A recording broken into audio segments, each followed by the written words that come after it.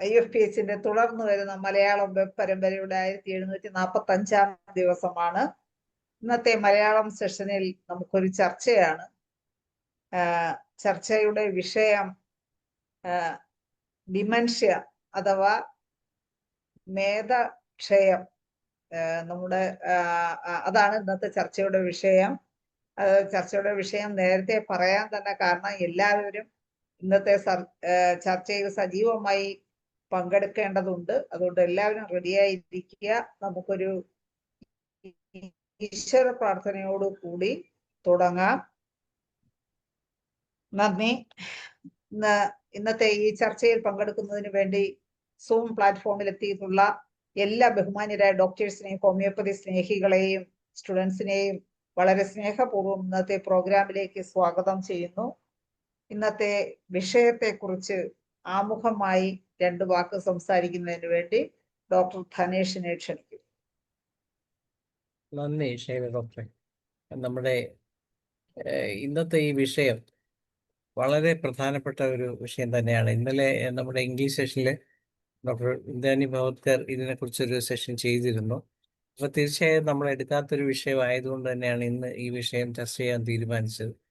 ഒത്തിരി അനുഭവങ്ങളുള്ള ഡോക്ടർമാരൊക്കെ ഈ കൂട്ടത്തിൽ ഉണ്ടാവും. അപ്പോൾ ഇങ്ങനെയുള്ള അനുഭവങ്ങൾ പുറത്തു വന്നെങ്കിൽ മാത്രമേ അത് പൊതുജനങ്ങളുടെ മുന്നിൽ എത്തുകയുള്ളൂ. നമ്മുടെ ഹോമിയോപ്പതിയുടെ സാധ്യതകൾ എങ്ങനെയുള്ള ഡിമെൻഷ്യ പോലുള്ള അസുഖങ്ങൾക്ക് ഉപയോഗിക്കാവുന്നതാണ്. യഥാർത്ഥത്തിൽ ഡിമെൻഷ്യ എന്ന് പറയുമ്പോൾ ഓർമ്മക്കുറവ് എന്നൊക്കെ നമ്മൾ പറയാറുണ്ട്, അല്ലെ മറവി രോഗം എന്നൊക്കെ പറയാറുണ്ട്. പക്ഷെ അത് ഏത് തരത്തിലാണ്? അത് ഡയറക്റ്റ് ഈ പ്രായത്തിൽ മിക്കവാറും ഒരു 50-നും 60 വയസ്സിനൊക്കെ ശേഷം മിക്കവാറും ആൾക്കാരിൽ ഒരു ഓർമ്മക്കുറവ് ഉണ്ടാകാറുണ്ട്. പക്ഷെ അത് നമ്മൾ ഒരിക്കലും ഒരു ഡിമെൻഷ്യ ആയിട്ടല്ല കാണുന്നത്. അതൊരു സാധാരണ സ്വാഭാവികമായിട്ടൊരു പ്രായത്തിലേക്ക് ഉണ്ടാകാവുന്ന ഓർമ്മക്കുറവാണ്. പിന്നെ എന്തിനെയാണ് ഈ ഡിമെൻഷ്യ എന്ന് പറയുന്നത്? അത് നമ്മുടെ തലച്ചോറ് അല്ലെങ്കിൽ ബ്രെയിൻ സംബന്ധമായ രോഗങ്ങളുടെ മൂലം നമുക്കുണ്ടാകാവുന്ന മറവി രോഗം, അങ്ങനെ ഉണ്ടാകുന്നതിനെയാണ് സാധാരണ ഡിമെൻഷ്യ എന്ന്. അപ്പോൾ ഡിമെൻഷ്യ ഒരിക്കലും ഡയറക്റ്റ് ആയിട്ടൊരു രോഗമല്ല. മറ്റ് രോഗങ്ങളുടെ കാരണങ്ങൾ മൂലം ഉണ്ടാകാവുന്ന മനുഷ്യ ശരീരത്തിൽ നമ്മുടെ തലച്ചോറിന്റെ പ്രവർത്തനത്തിൽ ഉണ്ടാകുന്ന മന്ദീഭവിപ്പ് കൊണ്ടുണ്ടാകാവുന്ന ഒരവസ്ഥയാണ്. അപ്പൊ ഈ പലപ്പോഴും അതുകൊണ്ട് തന്നെ ഇതിനെ തെറ്റായിട്ടൊരു രോഗാവസ്ഥയായിട്ട് കാണാൻ ആൾക്കാർ പരിഗണിക്കാറുണ്ട്. അപ്പോൾ നമുക്കറിയാം ഏറ്റവും കൂടുതൽ മറവി രോഗമുള്ള ഒരു രോഗാവസ്ഥ എന്ന് പറയുന്നത് അൾഷിമേഴ്സ് ആണ്. അപ്പോൾ അൾഷിമേഴ്സ് ഒരു രോഗം തന്നെയാണ്. പക്ഷെ ഇത് അൾഷിമേഴ്സിൽ ഉള്ളവർക്ക് കൂടുതലായിട്ട് ഉണ്ടാകാവുന്ന ഒരു പ്രശ്നം തന്നെയാണ് ഡിമെൻഷ്യ. അപ്പോൾ അതുപോലെ മറ്റു പല കാരണങ്ങൾ കൊണ്ടും ഡിമെൻഷ്യ ഉണ്ടാകാം. അത് പല തരമുണ്ട്, പല കാരണങ്ങൾ കൊണ്ട്. അപ്പോൾ ഇതെല്ലാം ഡീറ്റെയിൽ ആയിട്ട് നമുക്ക് സംസാരിക്കാൻ പറ്റിയ ആൾക്കാരൊക്കെ ഇതിനകത്തുണ്ട്. തീർച്ചയായും അങ്ങനെയുള്ള ഒരു തലത്തിലോട്ട് ചർച്ചയെ കൊണ്ടുപോകാവുന്നതാണ്. പ്രധാനമായിട്ടും നമുക്കിതിൽ ഹോമിയോപ്പതി ഡോക്ടർമാർക്ക് എന്ത് ചെയ്യാനാവും? അവിടെയാണ് ഒരു ചോദ്യം ഉയരുന്നത്. നമുക്ക് എന്ത് ചെയ്യാനാവും? അപ്പം സ്വാഭാവികമായിട്ടും നമുക്കെല്ലാവർക്കും അറിയാം, നമ്മളൊരു കേസ് കണ്ടുപിടിക്കുമ്പോൾ ആ കേസിനെ കുറിച്ച് പഠിക്കുകയും അതിൻ്റെ കാരണങ്ങളെ കുറിച്ച് പഠിക്കുകയും ആ കാരണങ്ങൾ എങ്ങനെയാണ് ഈ രോഗാവസ്ഥയിലോട്ട് മനുഷ്യനെ എത്തിക്കുന്നതെന്ന് മനസ്സിലാക്കുകയും ചെയ്തു കഴിയുമ്പോൾ അതിന് പറ്റുന്ന ആ മെഡിസിൻ ഹോമിയോപ്പതിയിലുണ്ട്. ആ മെഡിസിൻ കണ്ടുപിടിച്ച് നമ്മൾ കൊടുക്കുമ്പോൾ ആ രോഗിക്ക് ആശ്വാസം കിട്ടുകയും ആ രോഗാവസ്ഥയ്ക്ക് വ്യതിയാനം ഉണ്ടാകുകയും പലപ്പോഴും അതിൽ മോഡിഫിക്കേഷൻസ് ആണ്, മാറ്റങ്ങളുണ്ടാകും, നല്ല നല്ല മാറ്റങ്ങളുണ്ടാകും. പൂർണ്ണമായിട്ട് ഇത് മാറിയോ എന്ന് ചോദിച്ചാൽ നമുക്ക് മാറിയെന്ന് പറയാൻ പറ്റുന്ന തലത്തിലോട്ട് എത്തിക്കാനാവില്ല. എന്നാൽ വളരെ റെയറായിട്ട് അങ്ങനെയുള്ള അവസ്ഥയിൽ നമുക്ക് എത്തിക്കാൻ പറ്റും. കാരണം ബ്രെയിനിനുണ്ടായ ഡാമേജ് അല്ലെ ബ്രെയിനിൻ്റെ ഏത് ഭാഗത്താണോ അതുണ്ടായത് അതിൻ്റെ ആ ഭാഗത്ത് റിക്കവറി വരുന്നതനുസരിച്ചായിരിക്കും ഈ മാറ്റങ്ങൾ വരുന്നത്. അപ്പം ഹോമിയോ മെഡിസിൻസ് ഏറ്റവും പ്രധാനമായിട്ട് നമുക്ക് ആ രീതിയിൽ ആക്ട് ചെയ്യാൻ പറ്റിയ മരുന്നുകളെ കുറിച്ചായിരിക്കണം ആദ്യം നമ്മൾ ചിന്തിക്കേണ്ടത്. അതുപോലെ തന്നെ രോഗി നമ്മളുടെ മുമ്പിൽ വരുമ്പോൾ എന്തൊക്കെയാണോ കാണിക്കുന്നത്, ആ കാണിക്കുന്നതും ഈ രോഗാവസ്ഥ വരുന്നതിന് മുമ്പ് ഇയാൾ എങ്ങനെയാണോ പെരുമാറിയിരിക്കുന്നത് എന്ന് നോക്കുമ്പോൾ അതിൽ നിന്ന് വ്യത്യസ്തമായിട്ട് ഇപ്പം കാണുന്ന അവസ്ഥയിൽ തമ്മിൽ നമ്മൾ അവലോകനം ചെയ്യുമ്പോൾ ആ വ്യതിയാനം നമുക്ക് മനസ്സിലാക്കാം. ആ വ്യതിയാനം വെച്ചുള്ള ഒരു ചികിത്സയിലോട്ട് നമ്മൾ പോകാം. പലപ്പോഴും നമ്മുടെയൊക്കെ മുമ്പിൽ വരുന്ന പല കേസുകളും ഇങ്ങനെ രോഗി പരസ്പര ബന്ധമില്ലാതെ സംസാരിക്കുന്നു എന്നൊക്കെ പറയുമ്പോൾ അത് ബ്രെയിൻ ഡാമേജ് മൂലമാകാം. ബ്രെയിനിന് കിട്ടേണ്ട ബ്രെയിനിലെ നമ്മുടെ രക്തത്തിലെ സോഡിയത്തിൻ്റെയും പൊട്ടാസ്യത്തിൻ്റെയും ബാലൻസിനുണ്ടാകുന്ന തകരാറ് മൂലം ഉണ്ടാകാം. പൊതുവെ എല്ലാവരും പറയും, ഓ അത് സോഡിയം കുറഞ്ഞിട്ടാവാം. പക്ഷെ നമ്മൾ ചിലപ്പോൾ സോഡിയം ടെസ്റ്റ് ചെയ്യുമ്പോൾ കാര്യമായ കുഴപ്പങ്ങൾ കാണണമെന്നില്ല. അപ്പം അങ്ങനെയുള്ളപ്പോൾ മറ്റ് രോഗാവസ്ഥകളെ കുറിച്ച് ചിന്തിക്കാം. പലപ്പോഴും MRIയും CT സ്കാനും എടുത്താൽ പോലും ചിലപ്പോഴും കാര്യമായ പ്രശ്നങ്ങളൊന്നും ഇല്ല എന്ന് പറയുകയും, എന്നാൽ ഈ രോഗിക്ക് ഇതുപോലെയൊക്കെ തുടരുകയും ചെയ്യുന്ന അവസ്ഥകളുണ്ടാകാം. പലപ്പോഴും പല രോഗങ്ങളുടെയും എറ്റിയോളജി അൺനോൺ, അതായത് രോഗകാരണം വ്യക്തമല്ല എന്ന് പറയേണ്ടി വരാറുണ്ട്. അതുപോലെ ചില സാഹചര്യങ്ങളിൽ ഇവിടെയും അങ്ങനെ നമുക്ക് പറയേണ്ടി വരാം. അപ്പൊ എന്തായാലും ഒരു ഹോമിയോപ്പതി ഡോക്ടർ എന്ന് പറയുമ്പോൾ നമ്മുടെ മുമ്പിൽ രോഗി കാണിക്കുന്ന പ്രശ്നങ്ങൾക്ക് തന്നെയാണ് പരിഹരിക്കേണ്ടത്. പക്ഷേ ഇപ്പോൾ സോഡിയം കുറഞ്ഞ അവസ്ഥയിൽ രോഗി ഇതുപോലെയൊക്കെ മെമ്മറി ലോസ് കാണിക്കുകയോ അല്ലെ പരസ്പര ബന്ധമില്ലാതെ സംസാരിക്കുകയോ ചെയ്യുമ്പോൾ നമ്മൾ അതിനുള്ള മെഡിസിൻ കൊടുത്ത് കറക്റ്റ് ചെയ്യുമ്പോൾ ആ രോഗി പൂർണ്ണ പഴയ അവസ്ഥയിൽ തിരിച്ചു വരും. അപ്പം ആ ഹൈപ്പോനൈട്രീമിയ എന്ന് പറയുന്ന കണ്ടീഷൻ പൂർണ്ണമായിട്ട് മാറി രോഗി രക്ഷപ്പെടുന്ന ഒരു അവസ്ഥയിൽ എത്തിക്കഴിഞ്ഞാൽ അത് ശരിക്കും ഒരു രോഗാവസ്ഥ തന്നെ ആയിരുന്നില്ല, അതൊരു ടെമ്പററി ഫിനോമിന മാത്രമായിരുന്നു എന്നാണ് നമുക്ക് മനസ്സിലാക്കാം. എന്നാൽ ഇവിടെ യഥാർത്ഥത്തിലുള്ള ഈ ഒരു നമ്മുടെ ഡിമെൻഷ്യ എന്ന് പറയുമ്പോഴത്തേക്ക് അതൊരു ടെമ്പററി ഫിനോമിന അല്ല, കുറച്ച് നീണ്ടു നിൽക്കുന്ന ഒരവസ്ഥ തന്നെയാണ്. അതുകൊണ്ട് തന്നെ പെട്ടെന്നൊരു റിക്കവറി ഉണ്ടാവണമെന്നില്ല. പക്ഷെ ഗ്രാജുവലായിട്ട് അയാളിൽ മാറ്റങ്ങൾ ഉണ്ടാകുകയും അയാൾ ഓർമ്മകളിലോട്ട് കുറേയൊക്കെ തിരിച്ചു വരികയും ചെയ്യാറുണ്ട്. അപ്പം നമുക്ക് തന്നെ അനുഭവങ്ങളുള്ള പല കേസുകളും ഈ വേദിയിൽ പലർക്കും പറയാനുണ്ടാവും. അപ്പോൾ തീർച്ചയായും അങ്ങനെയുള്ള കേസുകൾ ഷെയർ ചെയ്യുക, അതായിരിക്കും ഏറ്റവും നല്ലതെന്ന് പറഞ്ഞുകൊണ്ട് ഞാൻ എൻ്റെ ആമുഖം ചുരുക്കുകയാണ്. നന്ദി ധനേഷ് ഡോക്ടറെ. നമ്മുടെ സീനിയർ ഡോക്ടർമാരും ജൂനിയേഴ്സും എല്ലാം ഇന്ന് ഒരുപാട് പേരുണ്ട്. എല്ലാവരും ചർച്ചയിൽ സജീവമായി പങ്കെടുക്കുക. ഡിമെൻഷ്യയാണ് അല്ലെങ്കിൽ ഡിമെൻഷ്യയാണ് നമ്മുടെ വിഷയം, അത് പറയുന്നതായിരിക്കും നല്ലത്.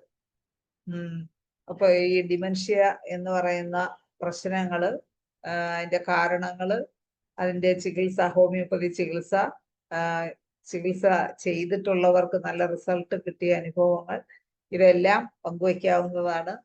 എല്ലാവരും ചർച്ചയിൽ പങ്കെടുക്കണമെന്ന് താല്പര്യപ്പെടുന്നു. ഇപ്പൊ ധനീഷ് ഡോക്ടർ പറഞ്ഞ പോലെ തന്നെ ഡിമെൻഷ്യ എന്ന് പറയുമ്പോൾ ഡിമെൻഷ്യ എന്ന് പറഞ്ഞാൽ നമ്മൾ പെട്ടെന്ന് ഓർക്കുന്നത് മെമ്മറി ലോസ്, ഓർമ്മക്കുറവ് ആണ് നമ്മൾ പെട്ടെന്ന് ഓർക്കുന്നത്. യഥാർത്ഥത്തിൽ ഡിമെൻഷ്യ എന്ന് പറയുന്നത് വെറും ഓർമ്മക്കുറവ് മാത്രമല്ല, അത് എൻ്റെ ഓർമ്മയിൽ അതൊരു ഗ്രൂപ്പ് ഓഫ് സിംറ്റംസ് ആണ്. ഓർമ്മക്കുറവ് കാണും, അതുപോലെ തന്നെ എന്താണ് ഡെയിലി ആക്ടിവിറ്റീസ്, ഒരു വ്യക്തി അവരുടെ ഡെയിലി ആക്ടിവിറ്റീസ് ചെയ്തുകൊണ്ടിരിക്കുന്നതിൽ പെട്ടെന്നൊരു കുറവ് വരിക, അല്ലെങ്കിൽ അത് ചെയ്യാൻ സാധിക്കാതെ വരിക, അതിനോടൊപ്പം ഓർമ്മക്കുറവ് വരിക, സംസാരിക്കുന്നത് ചിലപ്പോൾ ബന്ധമില്ലാത്ത രീതിയിൽ സംസാരിക്കുക, അല്ലെങ്കിൽ സംസാരം സംസാരിക്കാൻ കഴിയാതിരിക്കുക, ഇതെല്ലാം ഡിമെൻഷ്യയിൽ. അതുപോലെ തന്നെ സമൂഹമായിട്ട് ബന്ധപ്പെട്ട് പ്രവർത്തിക്കാൻ കഴിയാതിരിക്കുക, ഇതെല്ലാം ഈ ഡിമെൻഷ്യയിൽ പെടുന്നതാണ്. പിന്നെ എന്താണ് നമുക്ക് എന്തെങ്കിലും നമുക്കൊരു പ്രശ്നം വന്നാൽ, അല്ലെങ്കിൽ ഒരു പ്രോബ്ലം സൊല്യൂഷൻ നഷ്ടപ്പെടുക, അപ്പൊ ഇതെല്ലാം ഡിമെൻഷ്യയുടെ ഭാഗമായിട്ട് വരുന്ന പ്രശ്നങ്ങളാണ്. അതുപോലെ തന്നെ ഒരു 85 വയസ്സ് കഴിഞ്ഞാൽ, പ്രായം ഓരോ വയസ്സ് 65 വയസ്സാകുമ്പോഴേ ഡിമെൻഷ്യ അങ്ങനെയുള്ള ചില പ്രശ്നങ്ങൾ, ഓർമ്മക്കുറവ് പോലുള്ള പ്രശ്നങ്ങൾ നമുക്ക് ആർക്ക് വേണമെങ്കിലും വരാം. പക്ഷെ ഒരു 85 വയസ്സ് കൂടുതൽ പ്രോഗ്രസ് ആയി പോകുമ്പോൾ, ഒരു 85 വയസ്സ് കഴിഞ്ഞിട്ട് ജീവിച്ചിരിക്കുന്ന പകുതി പേർക്കും ഡിമെൻഷ്യ ഉണ്ടാകാം എന്നാണ് സ്റ്റഡീസ് പറയുന്നത്.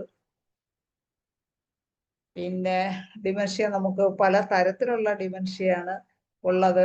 അത് അൽഷിമേഴ്സ് ഡിസീസ് എന്ന് പറയുന്ന ഒരു തരം ഡിമെൻഷ്യയാണ്. അതുപോലെ തന്നെ age related dementia, vascular dementia, ഇതങ്ങനെ പല തരത്തിലുള്ള ഡിമെൻഷ്യയാണ് കണ്ടുവരുന്നത്. പിന്നെ ഇതെല്ലാം ഓരോ തരത്തിലുള്ള ഡിമെൻഷ്യയും കണ്ടുപിടിക്കാൻ വേണ്ടി, ഡയഗ്നോസിസ് ചെയ്യാൻ വേണ്ടി പല മാർഗങ്ങളും ഉണ്ട്. ഇതൊക്കെ ഇതിനെക്കുറിച്ചൊക്കെ ഇനി കൂടുതൽ ആധികാരികമായി പറയാനും അല്ലെങ്കിൽ ചികിത്സ ചെയ്തിട്ടുള്ളവർക്ക് മുമ്പോട്ട് വരാം. ആരെയും കാണാത്തത് കൊണ്ടാണ് ഞാൻ പറയുന്നത്. ഹരിഹരൻ സാറൊക്കെ ഉണ്ട്. സാറിന് എന്തെങ്കിലുമൊക്കെ സാറിന് ഡിമെൻഷ്യയെ കുറിച്ച് എന്തെങ്കിലും പറയണമെങ്കിൽ ഒന്ന് അൺമ്യൂട്ട് ചെയ്ത് സംസാരിക്കണേ. അതുപോലെ തന്നെ ഡിമെൻഷ്യ ഐഡന്റിഫൈ ചെയ്യുന്നത് ആദ്യം ആ ഒരു വ്യക്തിയോടൊപ്പം താമസിക്കുന്ന വ്യക്തികൾ തന്നെ ആയിരിക്കും.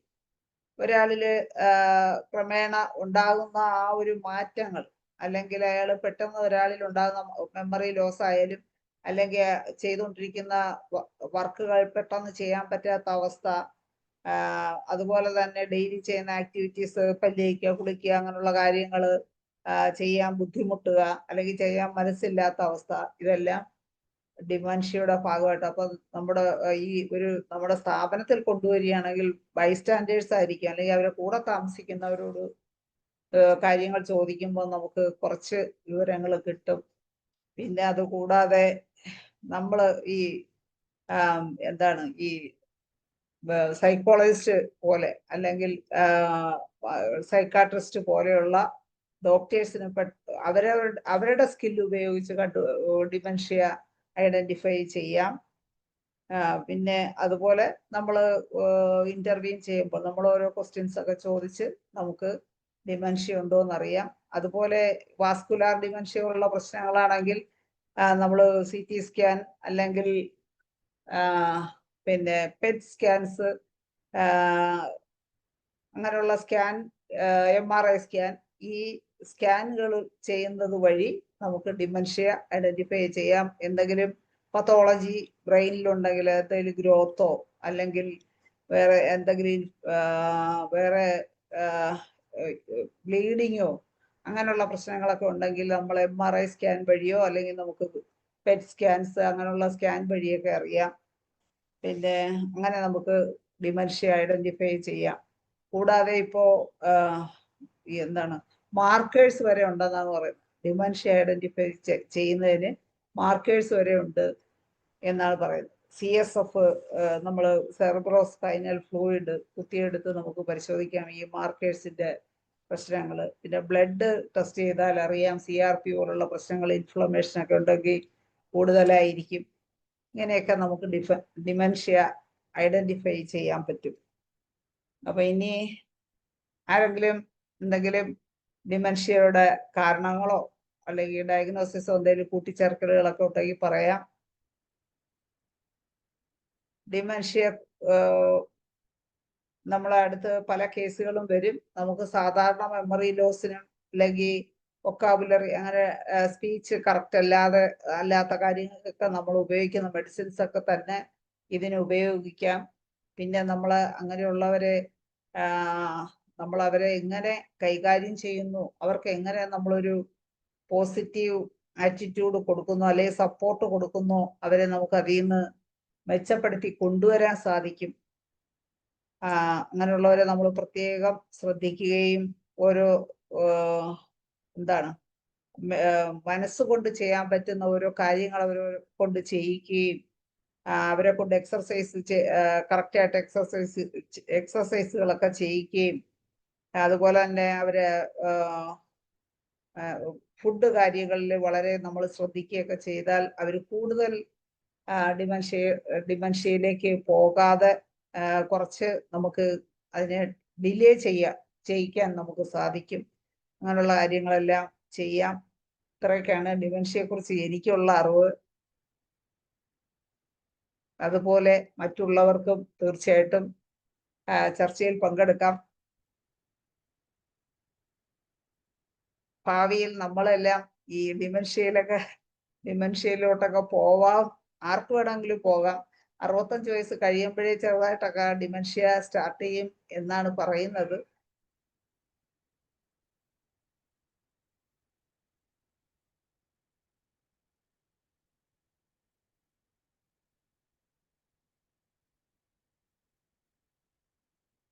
ഡോക്ടർ അജിനി ഉണ്ടോ? അജിനി ഡോക്ടറെ, ഡോക്ടർ അജിനി. ഡോക്ടറെ ഞാൻ ഉണ്ട്, ഒരു മിനിറ്റ്. ഡോക്ടർ അജിനി ഒരു സൈക്കോളജിസ്റ്റ് ആയതുകൊണ്ട് തന്നെ ഡിമെൻഷ്യ കേസുകൾ സൈക്കോളജിസ്റ്റ് സൈക്കാട്രിസ്റ്റിനൊക്കെ കൂടുതൽ ഐഡന്റിഫൈ ചെയ്യാൻ പറ്റും. അവരുടെ ആ ഒരു സൈക്കോളജിക്കൽ ആസ്പെക്ട് അങ്ങനെ നമുക്ക് ഡയഗ്നോസിസ് ചെയ്യാൻ സാധിക്കും. ഒരു സൈക്കോളജിസ്റ്റ് എന്നുള്ള നിലയിൽ അജിനിക്ക് എന്താണ് പറയാൻ? കാണാലോ അല്ലേ? കാണാമല്ലോ. ഓക്കെ, ഞാൻ ഇത് ഒരു ട്യൂട്ടോറിയൽ വീഡിയോ ആണ്. ജസ്റ്റ് എല്ലാവരും ഒന്ന് കണ്ടോണ്ടിരിക്കട്ടെ. കാരണം സാധാരണ മറവിയും അൾഷിമേഴ്സും തമ്മിലുള്ള വ്യത്യാസം കാണട്ടെ. അതിന്റെ ഇടയിൽ നമുക്ക് ഡിസ്കഷൻ ആളുകൾ വന്നോളൂ എന്ന് വിചാരിക്കുന്നു. ഓക്കെ, പ്ലേ ചെയ്യട്ടെ ഡോക്ടർ. ഒരു കാര്യം കൂടെ പറഞ്ഞോട്ടെ അജിനി ഡോക്ടർ. കാരണം ഒരു ഡിമെൻഷ്യ ഒരു കൊഗ്നിറ്റീവ് ആസ്പെക്റ്റില് എന്തൊക്കെയാണ്, എങ്ങനെ നമുക്ക് ഐഡന്റിഫൈ ചെയ്യാം? അത് സൈക്കോളജിസ്റ്റ് സൈക്കാട്രിസ്റ്റ് അല്ലെങ്കിൽ മെന്റൽ ഹെൽത്ത് കൈകാര്യം ചെയ്യുന്നവർക്ക് കൂടുതൽ പറയാൻ സാധിക്കും. ഞാൻ പൊതുവെ ഒരു അഭിപ്രായം, അത് നമ്മുടെ GNM വെച്ച് പോലെ ഉള്ള പറയുന്നതാണ്.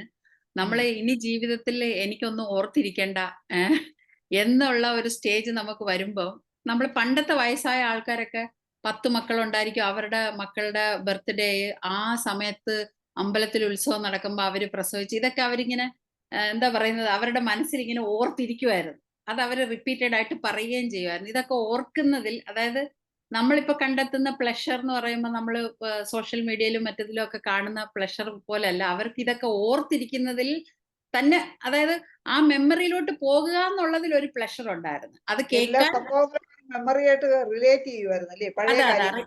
റിലേറ്റ് ചെയ്യുമായിരുന്നു. അപ്പൊ ഈ കണക്ട് ചെയ്ത് വെക്കുന്ന മെമ്മറീസ് നമ്മുടെ ഇതില് സ്റ്റോർ ചെയ്യും. ഇപ്പൊ നമ്മൾ എന്താന്ന് വെച്ചാല് ഒരു ഫോട്ടോ എടുത്ത്, ഇത് ഒരു കറക്റ്റ് സയന്റിഫിക് വേയിൽ പറയുന്നതല്ല, ഞാനൊരു അല്ലാതെ നമ്മുടെ ഒരു മനുഷ്യരുടെ ഒരു ഇത് പറയാം. നമ്മളിപ്പോ ഒരു ഫോട്ടോ എടുത്തു കഴിഞ്ഞാൽ പിന്നെ ഞാൻ ഇപ്പൊ തന്നെ എനിക്കൊരു ആപ്ലിക്കേഷൻ ഫില്ല് ചെയ്യാനുണ്ടായിരുന്നു. ഇവിടെ എന്നാണ് ഇറങ്ങിയത്, ഇവിടെ വന്നിറങ്ങിയത്, ഇപ്പം കഴിഞ്ഞ ലാസ്റ്റ് ഇയർ ഇപ്പം വന്നിറങ്ങിയത് എന്താണെന്ന് നമ്മൾ ആ ആപ്ലിക്കേഷനിൽ ഫില്ല് ചെയ്യണമായിരുന്നു.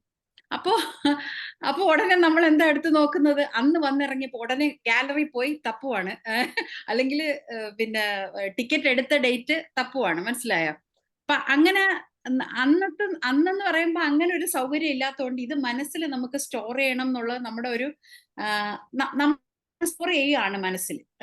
അതുപോലെ ഇപ്പൊ നമ്മളൊരു കറി വെക്കുന്നത് നോക്കുവാണെങ്കിൽ ഒരു ചിക്കൻ സ്റ്റൂ ഞാൻ കല്യാണം കഴിച്ച സമയത്ത്, അല്ലെങ്കിൽ ഞാൻ ഉണ്ടാക്കാൻ തുടങ്ങിയ സമയത്ത് ഞാൻ നോക്കിയ ചിക്കൻ സ്റ്റൂ, ഇന്ന് ചിക്കൻ സ്റ്റൂ വെക്കുമ്പോഴും നമ്മളൊന്ന് നോക്കും വെറുതെ. മനസ്സിലായ? ഇതെനിക്ക് അറിയാം, പക്ഷെ എന്നാലും നമുക്കത് അവൈലബിൾ ആയതുകൊണ്ട് നമ്മൾ നോക്കും. അതേസമയം നമ്മുടെ മെമ്മറിയിൽ ഇരിക്കുന്നത്, പല കാര്യങ്ങളും മെമ്മറിയിൽ വെച്ചേക്കണം. നമുക്ക് ഈ ഒരു അവൈലബിലിറ്റി ഇല്ലെന്നുണ്ടെങ്കിൽ കുറച്ചുകൂടെ നമ്മൾ സ്റ്റോർ ചെയ്യും. അപ്പൊ ഈ മെമ്മറീസ് ഷെയർ ചെയ്യുന്നതും, അതെടുത്ത് അവള് പ്രസവിച്ചപ്പോഴത്തേക്ക് നമ്മള് അമ്പലത്തിൽ ഉത്സവമായിരുന്നു അപ്പൊ അന്ന് എല്ലാവരും ഉണ്ടായിരുന്നു, അപ്പൊ വേദന വന്നപ്പോ അമ്മാവും കൊണ്ടുപോയി, ഇങ്ങനെയൊക്കെ കണക്ട് ചെയ്ത് വെക്കുന്ന സാധനങ്ങളാണ് എപ്പോഴും നോർമൽ ഹ്യൂമൻ ബീയിങ്ങിന്റെയും മെമ്മറിയിൽ ഇരിക്കുന്നത്. ഇപ്പൊ നമ്മൾ നോക്കിയാല് ഈ അൾഷിമേഴ്സ്, പാർക്കിൻസൺസ് എല്ലാം 35 വയസ്സ് 40, ഇപ്പം അങ്ങനെ ഓരോ 40 വയസ്സുകളിലൊക്കെ ഉള്ള ആൾക്കാർക്കൊക്കെ വരുന്നതാണ്. ഇതൊക്കെ സെനൈൽ ഡെമെൻഷ്യ എന്ന് പറഞ്ഞ് പ്രായമാകുമ്പോൾ ഉണ്ടാകുന്ന ഡെമെൻഷ്യ പണ്ടുണ്ടാകാറുണ്ട്, ഡോക്ടർ പറഞ്ഞതുപോലെ, അത് ധനേഷ് ഡോക്ടർ പറഞ്ഞ പോലെ. പക്ഷെ ഇപ്പൊ എന്ന് പറഞ്ഞാൽ പല കാര്യങ്ങളും ആൾക്കാർക്ക് ഓർക്കാൻ ഇഷ്ടമില്ല. നമ്മൾ പറയത്തില്ലേ, ഈ GNM പറയുന്നത് പോലെ ലെഫ്റ്റ് സൈഡ് ഇങ്ങനെ ഡോക്ടർ പറയാറുണ്ടല്ലോ ഓരോ കാര്യങ്ങൾ, ഇന്നത് കൊണ്ടാണ് തലവേദന വന്ന, ഇപ്പം സൈനസൈറ്റിസ് വന്നത് അവിടുത്തെ ഏതോ ഒരു സ്മെല്ല് നമ്മളെ ഇഷ്ടപ്പെടുത്തുന്നില്ല, അല്ലെങ്കിൽ നമുക്ക് ഇഷ്ടമില്ലാത്ത ഒരു കാര്യം അവിടെ വരുന്നു, അതുകൊണ്ട് നമുക്ക് സൈനസിൽ ബ്ലോക്ക് ഉണ്ടാകുന്നു എന്നൊക്കെ ഉള്ള രീതിയിൽ ഡോക്ടർ പറയുന്നത് പോലെ പല കാര്യങ്ങളും നമ്മൾ ഓർക്കാൻ ഇഷ്ടപ്പെടുന്നില്ല, അല്ലെങ്കിൽ ഇനി എൻ്റെ ഓർമ്മ കൊണ്ട് എന്ത് പ്രയോജനം എന്നുള്ള ഒരു തോട്ട് വരുന്നു എന്നെനിക്ക് എപ്പോഴും തോന്നാറുണ്ട്. കാരണം ഇനി ഞാനതൊക്കെ ഓർത്തിരുന്നിട്ട് എന്തിനാണ്. അതേസമയം ഈ പണ്ടത്തെ കാലത്ത് ആൾക്കാരാണെങ്കിൽ, ഇപ്പം ഞാനൊക്കെ ആണെങ്കിലും ഒരു റിലേറ്റീവിനെ ഒന്നും അറിയത്തില്ലെങ്കിൽ ഉടനെ മമ്മിയെ വിളിച്ചു ചോദിക്കും, മമ്മി അവരാരായിരുന്നു? അപ്പൊ മമ്മിക്ക് അതൊരു പറയാനൊരു വലിയ ഇൻട്രസ്റ്റ്, അതൊരു സ്റ്റോറി ആയിട്ടങ്ങ് പറയും. അപ്പോ ഇത് നമ്മൾ സ്റ്റോർ ചെയ്ത് വെക്കുന്നതിൽ ഒരു ആനന്ദം ഒരു കാലത്ത് മനുഷ്യർ കണ്ടിരുന്നു, അത് ഷെയർ ചെയ്യുന്നതിൽ ഒരു ആനന്ദം കണ്ടിരുന്നു. അപ്പൊ അവര് ആ പറയുന്ന കാര്യത്തിൽ ഒരു അതാന്ന ആ മെമ്മറീസ് അവർ തുറക്കും, ഓപ്പൺ ആക്കും ആ ബുക്ക്. അതിൽ തന്നെ അവര് ഒരു ആനന്ദം കണ്ടെത്തിയിരുന്നു എന്നുള്ളതാണ് സത്യം പറഞ്ഞാല്.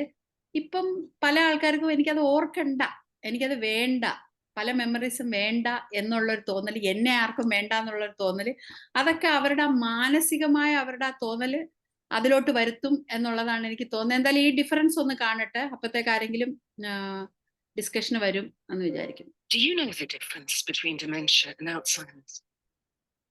Alzheimer's is one of several diseases affecting the brain that can cause the condition known as dementia. കേൾക്കുന്നില്ലായിരിക്കും doctor.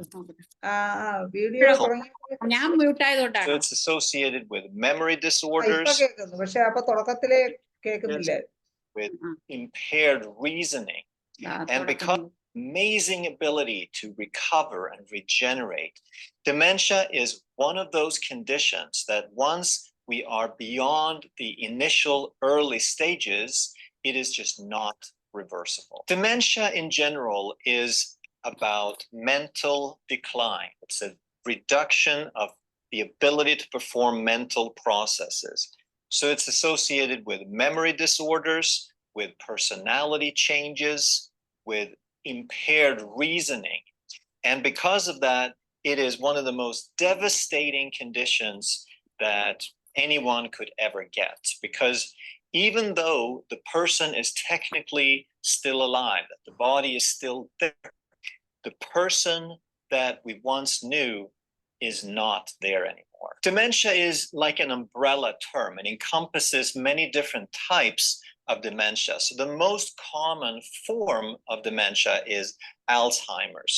And that's a form that's associated with specific findings, with amyloid plaques and with something called tau protein tangles. But none of that's really important.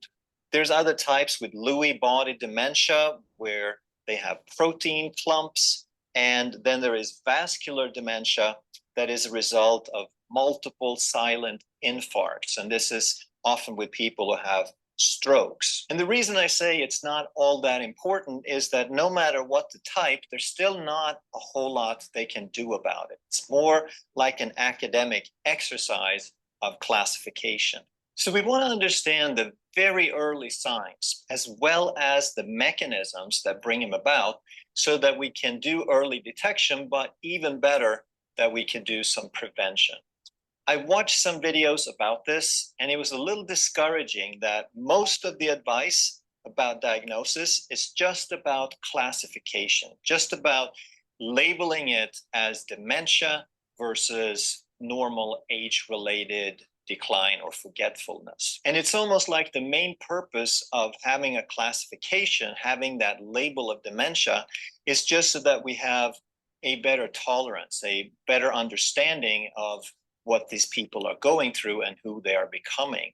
It's like a child, you can't be too upset with a child because you know they're not mature, you know they don't have the mental cognition to deal with things the way we do. But the main thing that I hope to really drive home is about the process, that if we catch things early, then it is still reversible. And why is that? Why is it so hard to reverse it in the later stages? Because we need the brain to fix the brain. We need the function of the brain to be there to prevent further decline.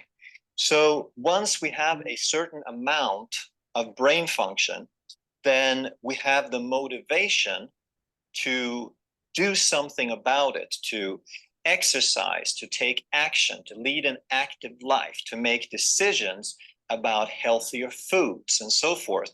And then that activation drives the brain function, which drives the motivation and so forth. But the opposite is also true, that once we lose some brain function, once the loss of brain function goes beyond a certain point, now we no longer have the motivation, and therefore we lose the activation that further declines brain function, and so on and so forth. So once it's beyond a certain point, we just don't have enough healthy, viable brain tissue. We don't have enough energy to change. Are you a senior level executive or an entrepreneur who's reached the top of your field, but now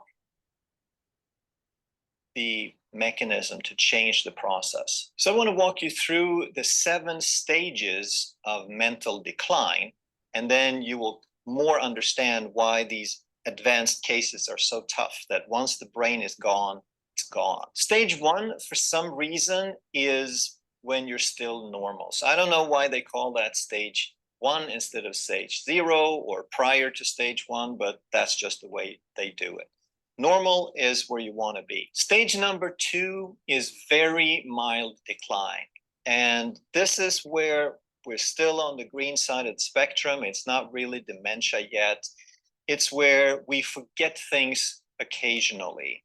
We might not have access to familiar words right away. We might not remember where things are as quickly as we used to. And some of this is perfectly normal. We all have good and bad days, and it could very well just be age related. And the other thing to understand is when it comes to brain degeneration, that it's an ongoing process, that we all have some of this, but the trick is to have it progress so slowly that we can live our lives and live out to the end of our lives with as much of that function left as possible. Stage number 3 is early stage dementia. Now you're kind of officially in the process of developing dementia. You're still in the early stages, it's still considered a mild decline, but some of the things that you might start observing is forgetting names. You're in a conversation with somebody, you're being introduced, you try to remember what their name was, but a minute later you have no idea what it was. Your short-term memory is slipping. Another way this could manifest would be if you forget what you just read. You watch a little movie clip or you read a paragraph, and a minute later you don't know what it was about. And in this stage, you might see people learn to compensate. They figure out, they're aware that the short-term memory is slipping. So they develop a strategy of marking their trail, of writing down things that they know that they need to remember, but they'll probably forget. And we all do this to a degree because we use lists to stay organized and so forth. But here's where it's gone a little bit further. And these people kind of mark their trail like with breadcrumbs, where you can still turn it around. If you understand how the brain works and what things that happen beyond just reading a paragraph, you might have done something and you don't remember it anymore. Another thing that often happens here is impaired calculation. Your ability to do simple math is not so great anymore. So an example would be subtracting sevens. You start with 100 and you subtract 7. So 100 minus 7 is 93, 93 minus 7 is 86, and so forth. So normally you should be able to do that, even if you can't do it instantly or as fast as someone else. But once you get into this stage, you're just not able to do that at all. And some of the other things you're losing is maybe the ability to pay bills, to manage your finances. Even if you concentrate, you just can't figure it out anymore. And tasks requiring more planning and managing, they're getting increasingly difficult. So someone else has to start taking over those tasks. Now, when it comes to these stages, we have to understand that even though we're focusing mostly on the cognitive portion, on diagnosing mental ability, this mental ability is reflected in physiology, that the physical tissue of neurology, it's declining, and that this decline is progressive. And before we ever get to any noticeable decline in cognitive function, there's already been a progression of physical decline. So we're talking about the cellular machinery, that your brain cells, as they start ever so gradually declining in their ability to produce energy, in their ability to produce signals, that's the beginning of this. And then as it progresses, we might notice a decline in brain endurance. And we'll take a look at what that means. And there are 3 simple changes I tell all of my arthritis patients to make. Number 1, you have to start drinking more water. You wouldn't believe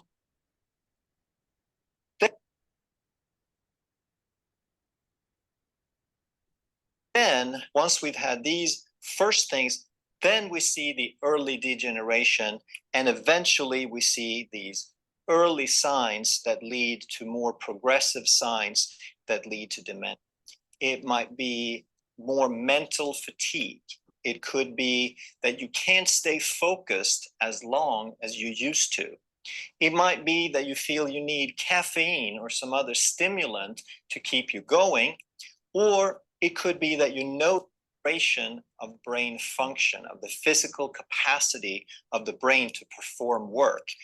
So if you're sitting still and you're noticing a twitching or a tremor, that's a sign that the brain is not able to control that as well as it used to.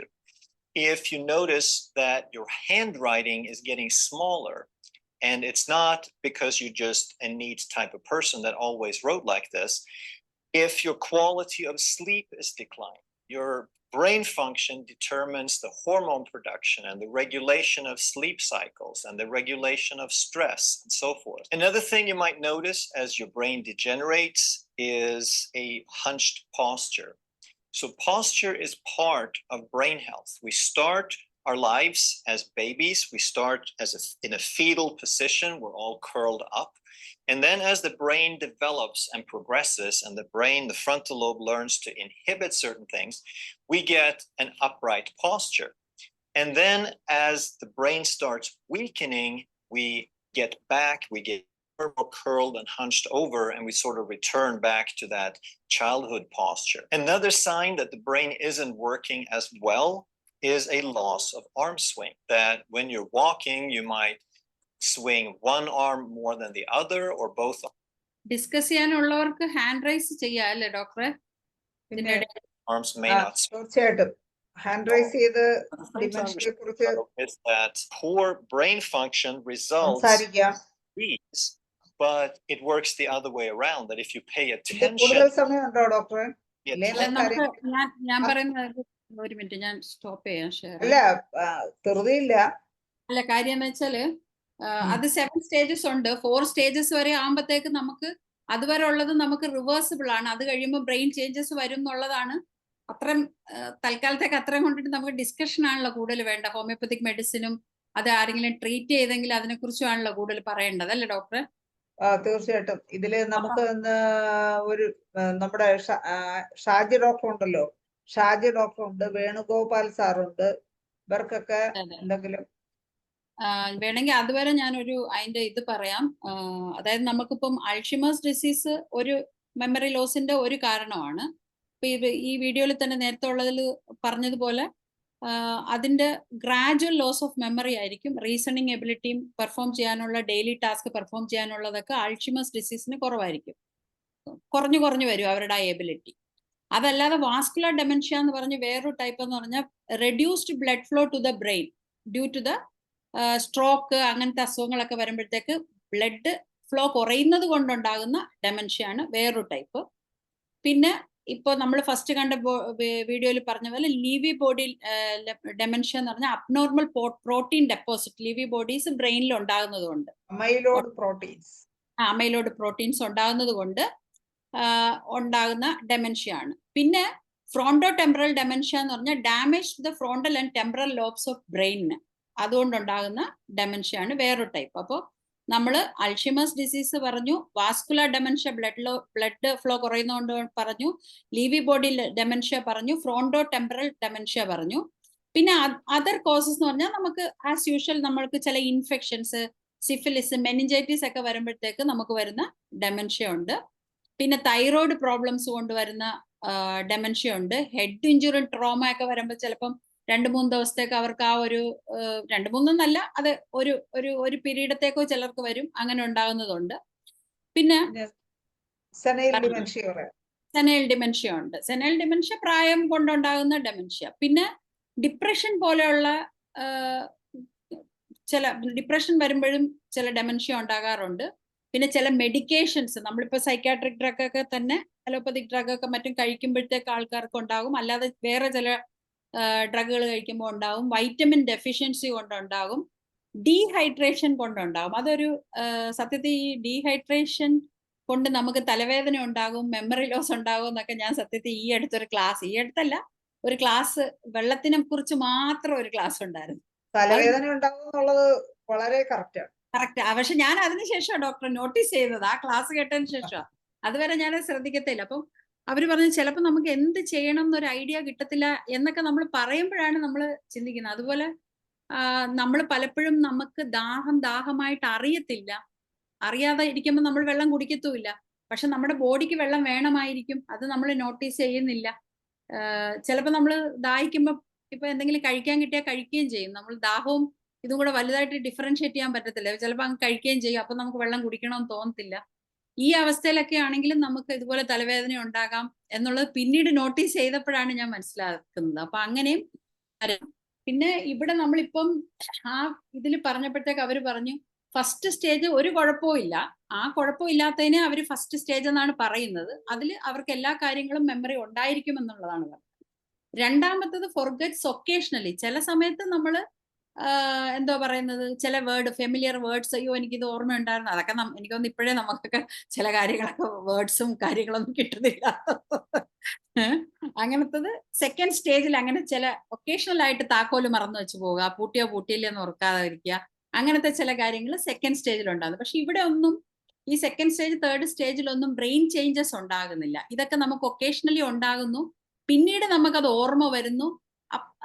അത് കഴിയുമ്പോഴത്തേക്ക് നമ്മൾ മറന്നുപോയ സാധനത്തിന്റെ കാര്യമോ അല്ലെങ്കിൽ മറന്നു വെച്ച സാധനത്തിന്റെ കാര്യമോ പിന്നീട് ഓർക്കുന്നു. അപ്പോൾ ഫസ്റ്റ് സ്റ്റേജിലോ സെക്കൻഡ് സ്റ്റേജിലോ തേർഡ് സ്റ്റേജിലോ നമുക്ക് ചേഞ്ചസ് ഒന്നും ഉണ്ടാകുന്നില്ല. തേർഡ് സ്റ്റേജിൽ അയ്യോ ഞാനത് വായിച്ചായിരുന്നു, എനിക്ക് ഓർമ്മയില്ല, അയ്യോ ഞാൻ എന്തോ ലാസ്റ്റ് കണ്ട സിനിമ അതെനിക്ക് ഓർമ്മയില്ല, അല്ലെങ്കിൽ അതെന്തായിരുന്നു, അപ്പൊ നമ്മളൊരു സിനിമയുടെ കാര്യം കണ്ടു, അതിന് അതിന്റെ ലാസ്റ്റ് എങ്ങനെ ആകും, അതൊന്നും നമുക്ക് ഓർമ്മ കാണത്തില്ല. അപ്പോൾ അതൊക്കെ പക്ഷെ റിവേഴ്സിബിൾ ആണ് എന്നുള്ളതാണ് പറഞ്ഞത്. പക്ഷെ ഫോർത്ത് സ്റ്റേജ് മുതൽ നമുക്ക് ബ്രെയിൻ ചേഞ്ചസും കുറച്ച് ന്യൂറോളജിക്കൽ ചേഞ്ചസും വന്നുകൊണ്ടിരിക്കും എന്നാണ് പറഞ്ഞത്. പിന്നെ ഇതിൽ അവർ പറഞ്ഞതുപോലെ പോസ്ചർ ചേഞ്ച് ആകുന്നത് ഒരു കാരണം നമ്മൾ ചൈൽഡ്ഹുഡിലോട്ട് തിരിച്ചു പോകുന്നു എന്നുള്ളത് അത് ഒരു ഇൻട്രസ്റ്റിംഗ് കാര്യമാണ്. കാര്യം എന്ന് വെച്ചാൽ നമ്മൾ ആ കൊച്ചുകുട്ടി ആകുന്നു, തിരിച്ച് വീണ്ടും ആ എന്താ പറയുന്ന വയറ്റിൽ കിടന്ന ഫോമിലാകുന്നു എന്ന് പറഞ്ഞത് ഒരിതാണ്. അപ്പൊ ഇത്രയും കാര്യങ്ങളാണ്. നമ്മളിപ്പം 7 സ്റ്റേജസ് ഉണ്ട് ഇതിലോട്ട് എത്തുന്നത്. 4ാമത്തെ സ്റ്റേജ് മുതൽ ബ്രെയിൻ ചേഞ്ചസ് ഉണ്ടാകും. അതാണ് അതിന്റെ സ്റ്റേജസ്.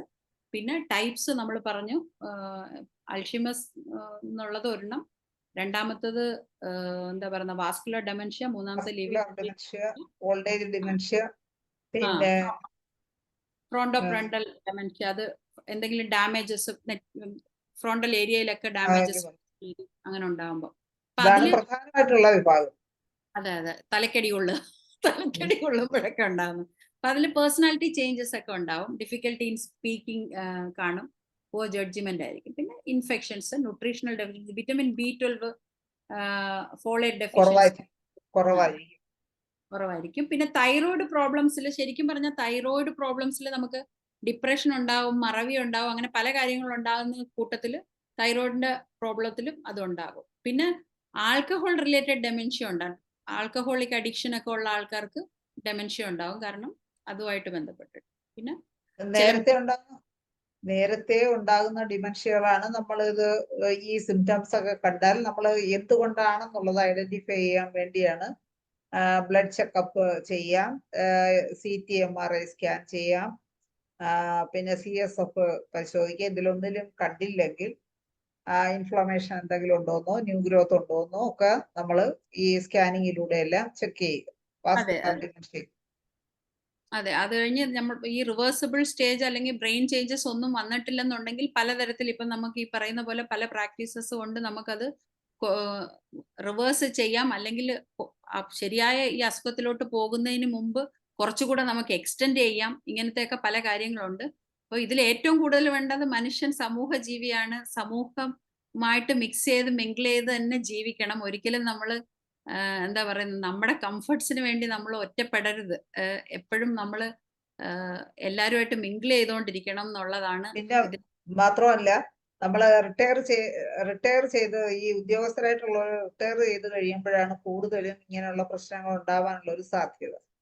അപ്പൊ അങ്ങനെയുള്ളവർ തീർച്ചയായിട്ടും എന്തെങ്കിലും കാര്യങ്ങളിൽ എപ്പോഴും എൻഗേജ് ചെയ്യുകയും പഴയ സുഹൃത്തുക്കളെയൊക്കെ വിളിച്ച് സംസാരിക്കുകയും ഞാൻ എന്തെങ്കിലും എന്തിനാ തമാശകൾ റിട്ടയർ പറഞ്ഞ് ചെയ്യുന്നതെന്നാ ഞാൻ എല്ലാരോടും പറയും. ഇവിടെയൊക്കെ ആൾക്കാർക്ക് വിസ എക്സ്റ്റെൻഡ് ചെയ്ത് കൊടുക്കും. പിന്നെ നല്ല എംപ്ലോയി ആണെങ്കിൽ അവര് കുറച്ചും കൂടെ ആ കമ്പനി തന്നെ അവരുടെ റിസ്ക് എടുത്ത് ഇത്ര വരെ ഉള്ളു വിസ, അത് കഴിഞ്ഞ് കമ്പനി അങ്ങനെ കൊടുക്കും. അപ്പൊ അവര് മിക്കപ്പോഴും നമ്മളെ കാണുമ്പോഴൊക്കെ പറയും, ആ കമ്പനി പറഞ്ഞു അതുകൊണ്ട് ഞാൻ 1 വർഷം കൂടെ നിൽക്കും. 1 വർഷം കൂടെ നിൽക്കാന്ന് ആണ്. പറയും. പിന്നെ 1 വർഷം കഴിയുമ്പോൾ പറയും ഞാൻ 1 വർഷം കൂടെ നിൽക്കുക, അത് കമ്പനി പറഞ്ഞതുകൊണ്ട്. അങ്ങനെ 5ഉം 6ഉം 7ഉം 8ഉം എത്രയോ വർഷങ്ങൾ ആൾക്കാർ നിൽക്കുന്നതേ. ആണ്. കാരണം അങ്ങനെ അപ്പൊ ഞാൻ നിന്ന് പോണത് കൊണ്ട് അവര് ഡിമെൻഷ്യയിൽ നിന്ന് രക്ഷപ്പെടും. അതെ നമ്മൾ അതെ ചെയ്യുന്ന അതെ റുട്ടീൻ കാര്യങ്ങൾ തീർച്ചയായിട്ടും അതുപോലെ തന്നെ തുടർന്ന് പോയിക്കൊണ്ടിരിക്കുകയാണെങ്കിൽ അതെ ഡിമെൻഷ്യ അതെ. ഒന്നും എളുപ്പം ആരെയും ബാധിക്കത്തില്ല. അപ്പൊ അതേസമയം അങ്ങനെ നമ്മൾ റെസ്റ്റ് എടുക്കണമെന്നും പറഞ്ഞ് നമ്മൾ ഒന്നിലും എൻഗേജ് ചെയ്യാതെ റെസ്റ്റ് വീട്ടിൽ എടുത്താൽ തന്നെ റെസ്റ്റ് ആയി പോകും. റെസ്റ്റ് ആയി. റെസ്റ്റ് എടുത്താൽ തുരുമ്പ് പിടിച്ചോടും. അതൊരു പ്രധാന കാരണം. അതെ അതെ. ഇപ്പൊ പിന്നെ എന്റെ നേരത്തെ അതിന് ഡോക്ടർ പറഞ്ഞ കാര്യത്തിൽ ഒരു ടിപ്പ് കൂടെ ഞാൻ പറയാം. അതില് വെള്ളം കുടിക്കാതിരുന്ന തലവേദന എടുക്കുമെന്ന് പറഞ്ഞു. എന്റെ ഒരു ബന്ധു ആ ഞങ്ങൾ ഒന്നിച്ച് ടൂറിന് പോകും. അപ്പൊ ആ ടൂറിന് പോകുമ്പോഴത്തേക്ക് പോയിട്ട് തിരിച്ചു വരുമ്പോ അവർക്കൊന്നും ഒരു അസുഖവും ഇല്ല. നമുക്ക് കൈയും കാലും കഴപ്പും അല്ലെങ്കിൽ ഭയങ്കര ക്ഷീണം അങ്ങനെ പിന്നെ 2 ദിവസത്തേക്ക് ചിലപ്പോൾ ലീവ് എടുക്കേണ്ടി വരും. അവർക്കൊരു കുഴപ്പമില്ല. അപ്പൊ അവരിൽ കണ്ട ഒരു പ്രത്യേകത എന്ന് പറഞ്ഞാൽ അവര് വെള്ളം കുടിക്കും. ഈ പോണ വഴിക്കെല്ലാം ഇഷ്ടം പോലെ വെള്ളം കുടിക്കും. അത് ബസ്സിലിരുന്നായാലും ശരി, അല്ലെങ്കിൽ കാറിലിരുന്നായാലും ശരി, ചെന്നിറങ്ങി കാണുന്നിടത്തായാലും ശരി, വെള്ളം ശരിക്കും കുടിക്കുക. ഇടയ്ക്കിടയ്ക്ക് ഭക്ഷണവും കഴിച്ചുകൊണ്ടേയിരിക്കും. അവരൊക്കെ പോയിട്ട് വന്ന ഒരു ടൂർ പോയിട്ട് വന്ന ഒരു ഇത് കാണാനില്ല. ഒരു ക്ഷീണമോ അവശതയോ കാലുകഴപ്പോ തലവേദനയോ ഒന്നുമില്ല. ഇതൊന്നും ചെയ്യാത്ത നമ്മള് ചിലപ്പം ബാത്റൂമിൽ പോണമെന്നോ അല്ലെങ്കിൽ നമ്മൾ ആ ഒരു ബാത്റൂമിൽ പോണ ബുദ്ധിമുട്ടാണ് നമ്മുടെ നാട്ടിലെ ഏറ്റവും വലിയ ബാത്റൂമിൽ ബുദ്ധിമുട്ട്. പോണമെന്നുള്ള ഇത് പിന്നെ നമ്മൾ അത്ര ശ്രദ്ധിക്കത്തില്ല. വെള്ളം കുടിക്കാൻ നമുക്ക് ദാഹമില്ല അല്ലെങ്കിൽ കുടിക്കാതിരിക്കുകയാണെങ്കിൽ അങ്ങനെയുള്ളവർക്ക് തീർച്ചയായിട്ടും ഈ യാത്രകളിലൊക്കെ ഭയങ്കര ക്ഷീണം അനുഭവപ്പെടും. തലവേദനയും എല്ലാം ഉണ്ടാവും. ശരിക്ക് വെള്ളമൊക്കെ കുടിച്ച് പോണ വഴിക്ക് എന്തെങ്കിലുമൊക്കെ കഴിച്ച് ലൈറ്റായിട്ടൊക്കെ കഴിച്ച് പൊക്കോണ്ടിരുന്നാൽ നമുക്ക് ഒരു പ്രശ്നവും കാണത്തില്ല.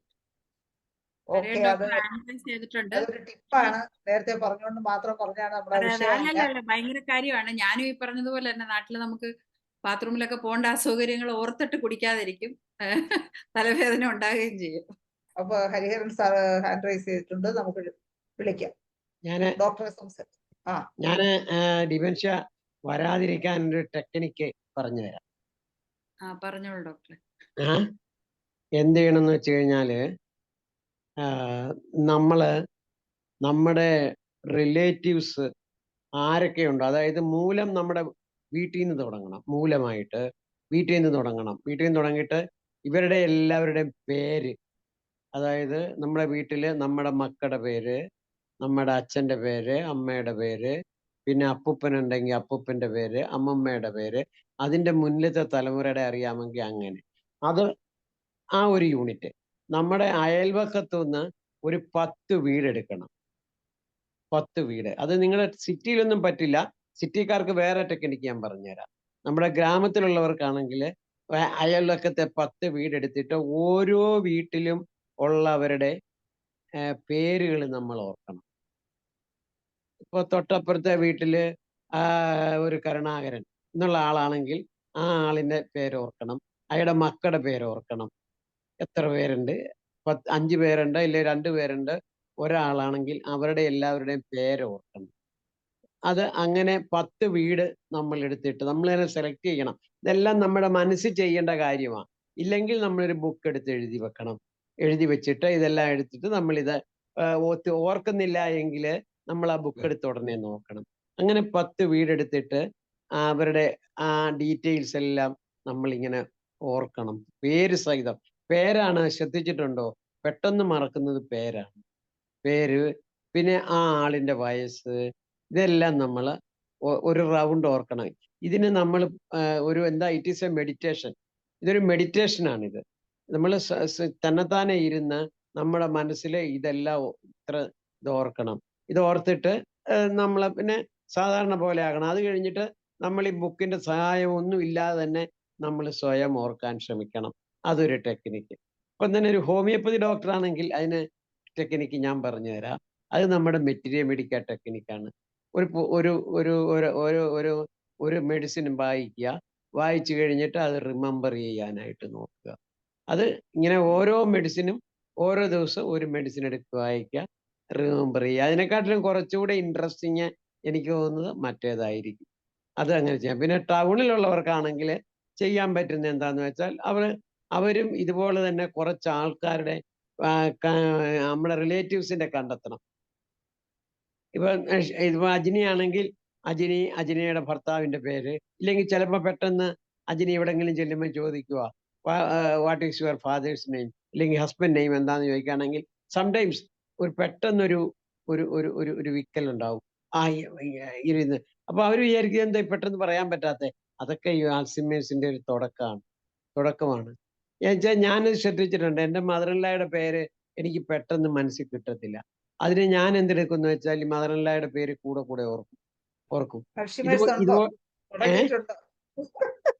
അൽഷിമേഴ്സ് തുടങ്ങിയിട്ടുണ്ടോ? ഓർമ്മയില്ല. ആർക്കാണ് ഇല്ലാത്തത്? ഇത് നാച്ചുറൽ ആണ്. എനിക്കിപ്പോ ഇത്രയും വയസ്സായില്ലേ, നൗ ഐ ആം 74 കഴിഞ്ഞു. പക്ഷെ എനിക്ക് മെഡിസിൻ എല്ലാം എനിക്ക് ഞാൻ ആദ്യം പ്രാക്ടീസ് സ്റ്റാർട്ട് ചെയ്ത കാലത്തുള്ള ആ പയ്യന്റെ പേരും അതിന് കൊടുത്ത മരുന്നും എല്ലാം എനിക്കറിയാം.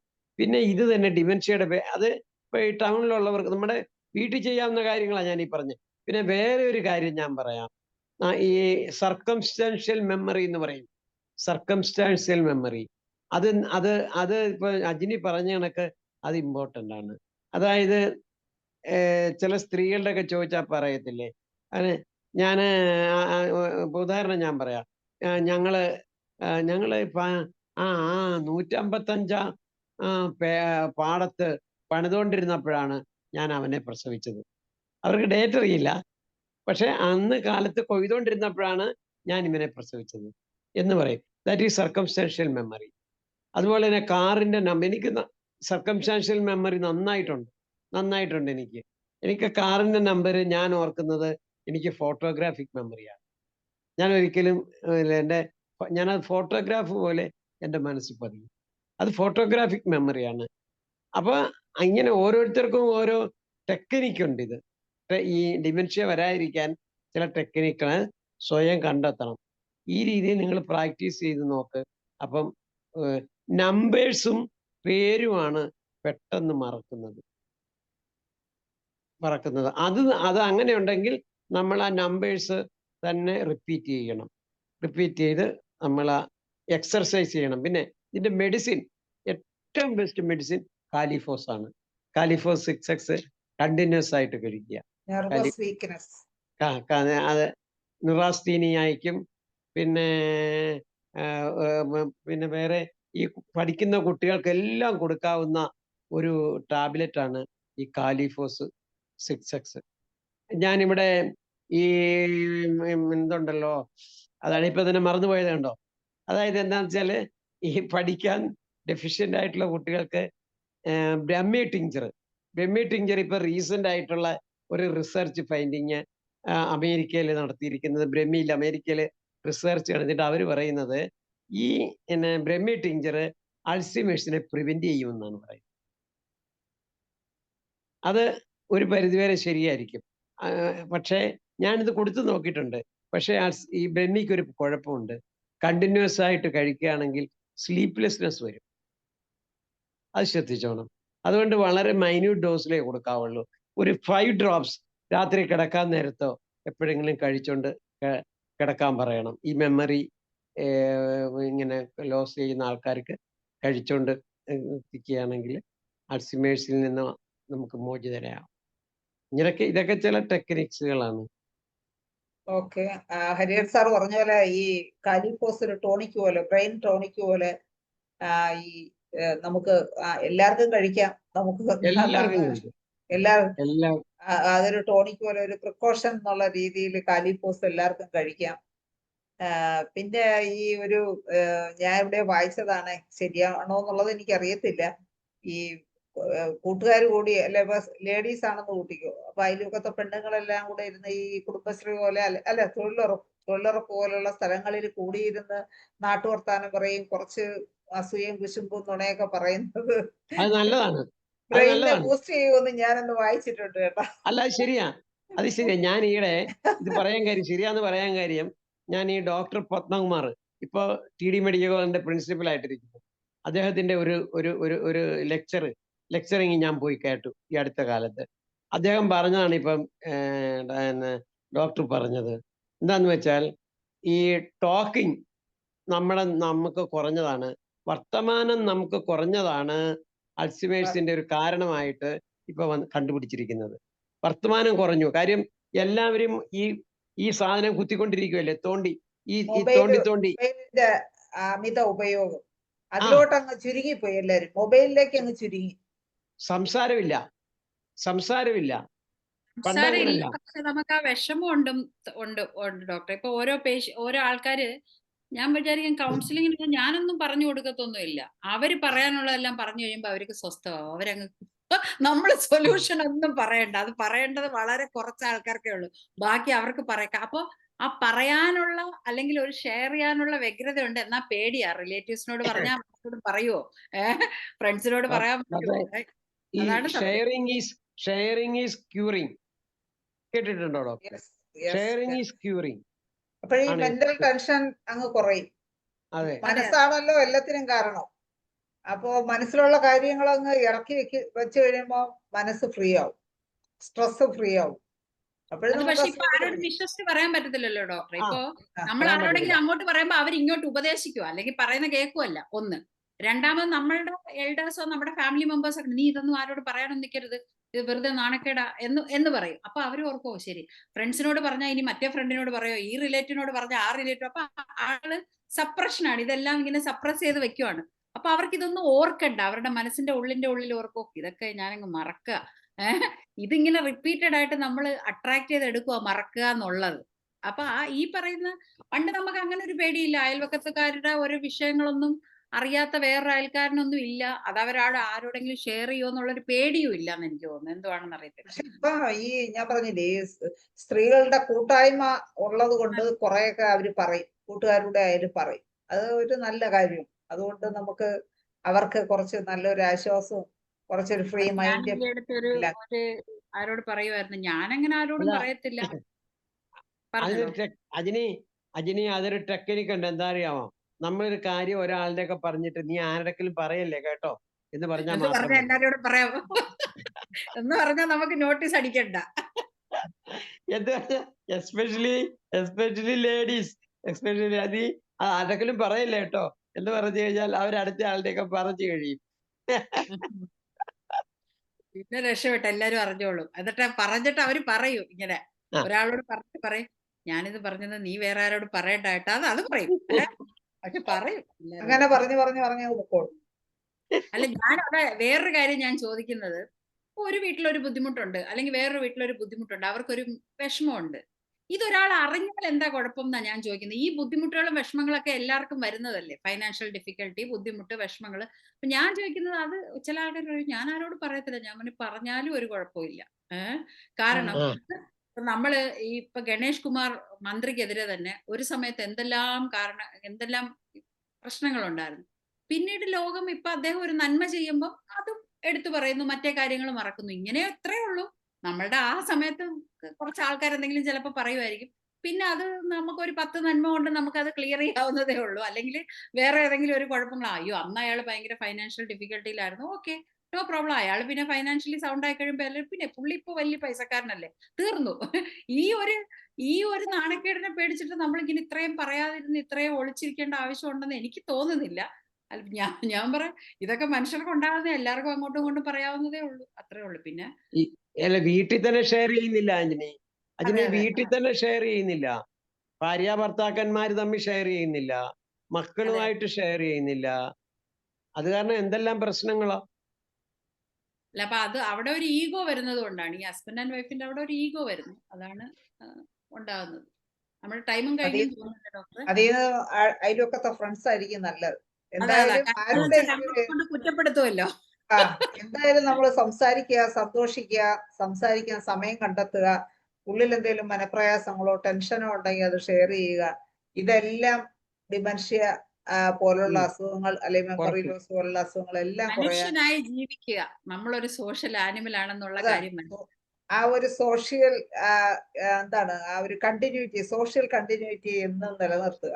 ഒരിക്കലും നമ്മള് അവരവരിലേക്കോ അല്ലെങ്കിൽ വീട്ടിലേക്കോ ഒതുങ്ങാതിരിക്കുക. തീർച്ചയായിട്ടും ഇതെല്ലാം ഡിമെൻഷ്യ നമ്മളെ ബാധിക്കാതെ ഇരിക്കാനുള്ള മാർഗങ്ങളാണ്.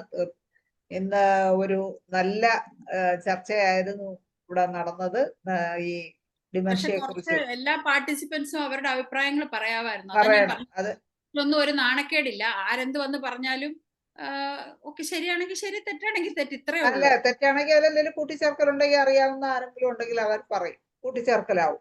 അപ്പൊ എല്ലാം ഒരു കേസ് ഉണ്ടെങ്കിൽ അങ്ങനെയും എല്ലാം നമുക്ക് ഷെയർ ചെയ്ത് തന്നെ പോകാം. ഇവിടെ സീനിയേഴ്സ് ഒന്നോ ജൂനിയേഴ്സ് ഒന്നോ അല്ലെങ്കിൽ അറിവുള്ളവരൊന്നോ അറിവില്ലാത്തവരൊന്നോ ഉള്ള വ്യത്യാസങ്ങളൊന്നുമില്ല. ഏതൊരു ചർച്ച വന്നാലും എല്ലാവർക്കും അഭിപ്രായം പറയാനുള്ള സ്വാതന്ത്ര്യം ഉണ്ടെന്ന് അതില് തെറ്റായി പോവോ അല്ലെങ്കിൽ നമ്മൾ പറയേണ്ട ആവശ്യമില്ലെന്നോ വിചാരിച്ച് ആരും ഇരിക്കരുത്. എല്ലാവരും ഇനിയുള്ള ചർച്ചകളിൽ മുമ്പോട്ട് വരണം. നമുക്ക് ഇന്നത്തെ മലയാളം സെഷൻ വൈൻഡപ്പ് ചെയ്യാനുള്ള സമയമായി. എന്തായാലും സജീവമായി ചർച്ചയിൽ പങ്കെടുത്ത ഡോക്ടർ അജിനിക്കും ഡോക്ടർ ഹരിഹരൻ സാറിനും IFPHന്റെ പേരിലുള്ള നന്ദി, അതുപോലെ തന്നെ ഇന്ന് ഈ പ്ലാറ്റ്ഫോമിൽ പങ്കെടുത്ത എല്ലാവർക്കും നന്ദി അറിയിച്ചുകൊണ്ടും ശുഭരാത്രി നേർന്നുകൊണ്ടും ഇന്നത്തെ മലയാള സെഷനോട് അവസാനിപ്പിക്കുകയാണ്. നമസ്കാരം.